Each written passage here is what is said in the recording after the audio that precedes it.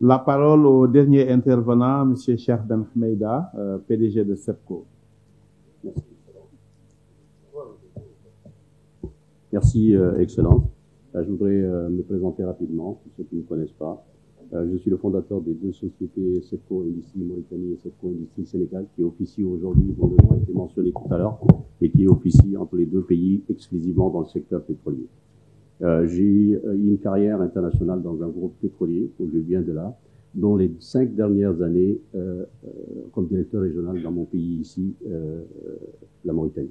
Ces 5 dernières années m'ont à l'époque fait constater le niveau si dérisoire de l'impact de l'industrie, de cette industrie.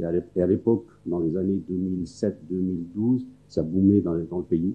Il y avait un niveau extrêmement dérisoire d'impact sur les pays. Je pense en particulier sur le tissu industriel économique. Je pense en particulier à un opérateur qui avait célébré en 2012 5 millions de dépenses sur une campagne d'1 an, 5 millions de dollars de dépenses dans le pays.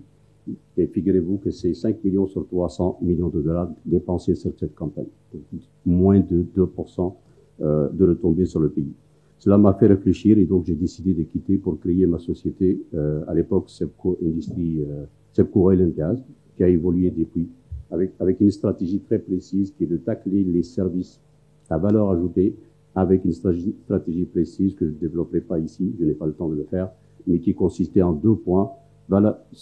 Service à valeur ajoutée et être en première ligne pour les opportunités, la commercialisation et non pas être un intermédiaire comme se faisait souvent dans les pays.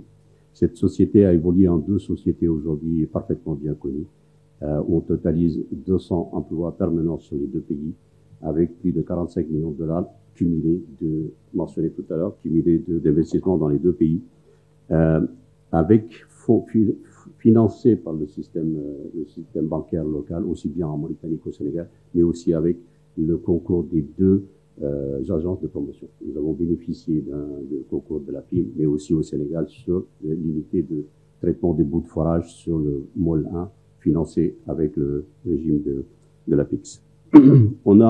Ça c'est pour l'introduction, on a mentionné ici et là deux ponts essentiels qui ont déjà été réalisés entre les 2 pays. Le premier, celui que j'appelle la décision d'avoir décidé d'exploiter les ressources du GTA en commun à 50-50%. Je considère que c'est un pont fondamental sur l'exploitation de nos ressources. Et le deuxième, celui qui est en cours de réalisation. Moi, je parlerai d'un troisième qui est celui que vous êtes, Excellence, en train aujourd'hui de lancer, de initier, de consolider, qui est l'échange, la consolidation, l'optimisation des échanges commerciaux entre les 2 pays. Modestement, mon équipe et moi, à travers les 2 entités que nous avons dans les 2 pays et qui font à peu près les mêmes types de services, nous avons essayé d'expérimenter ce pont-là au jour le jour, avec des échanges quotidiens de savoir, d'équipement, de personnel, voire de transfert d'argent entre les 2 pays.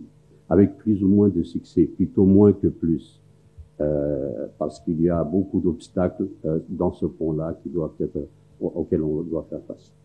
Et je ne les développerai pas ici, mais la législation du travail ne me permet pas de faire travailler un Mauritanien légalement au Sénégal pour aider ma filiale de l'autre côté et inversement.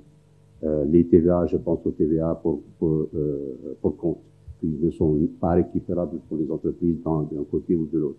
Je pense aux tracasseries douanières, je pense surtout au transport qui à un moment donné a été abandonné par le transport routier, je parle, a été abandonné par les 2 pays au profit d'une 3e partie des camionneurs marocains qui pouvaient, eux, passer tout au long de l'année.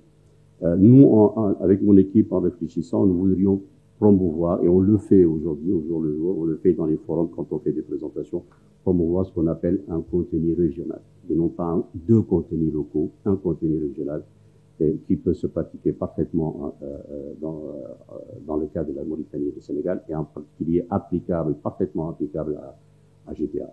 Ce contenu consisterait à créer des entreprises avec des capitaux mixtes et qui vont être soutenus par une législation spécifique leur permettant de se considérer locaux aussi bien au sens du contenu local mauritanien qu'au sens du contenu local sénégalais, qui leur permettrait d'être prioritaires sur les travaux à venir et en particulier les prochaines phases de GTA, et sans pour autant être exclusif, mais qui pourrait être Et ça arrangerait certainement d'ailleurs l'opérateur puisqu'il a obligation de dépenser à 50-50. Ça leur permettrait aussi d'échanger des ressources et moyens sans avoir à importer des équipements. C'est extrêmement compliqué pour nous et ça leur permettrait de mutualiser leurs efforts. Au lieu d'avoir une entreprise sénégalaise qui investit la même chose que moi ici en Mauritanie et vice-versa. Si on se mutualisait, on pourrait échanger entre nous. Merci. Ouais, juste en conclusion, ce comité régional permettrait de créer des entités régionales à même de mutualiser leurs efforts et de maximiser les retombées sur les pays. Mais au-delà de ça, permettrait de créer des champions locaux capables d'intervenir dans la chaîne d'exploitation. Il y a aujourd'hui des ressources dans nos pays qui sont marginales et considérées sans intérêt pour les multinationales. Nous devons nous préparer à les exploiter. Mais il arrivera aussi un moment, y compris par les GTA ou autres ressources, il arrivera un moment où les multinationales vont abandonner des réserves résiduelles que nous devons nous préparer à exploiter pour le bénéfice de nos populations. Je vous remercie. Merci beaucoup.